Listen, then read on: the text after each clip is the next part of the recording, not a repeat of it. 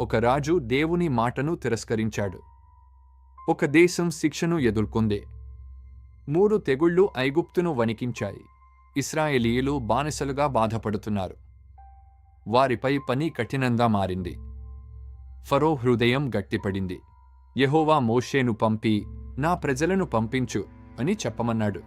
యెహోవా, నాకు ఆయనతో పని లేదు, నేను వాళ్లను పంపను. ఉదయం అహరోను తన కర్రను ఎత్తాడు. ఒక్కసారిగా నీరు రక్తంగా మారింది.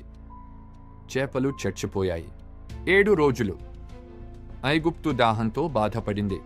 కానీ ఫరో మారలేదు. 2వ తెగులు వచ్చింది. కప్పలు ఎక్కడ చూసినా కప్పలే. ఇళ్లలో, మంచాలపై, దయచేసి ఆపించు, నేను పంపిస్తాను. కానీ ఫరో మాట మార్చాడు. 3వసారి యెహోవా హెచ్చరించాడు. 3వసారి నేల దుమ్ము ఈగలుగా మారింది. దేశమంతా ఈగలతో నిండిపోయింది. ఇది దేవుని శక్తి అయినా ఫరో గుండె మారలేదు.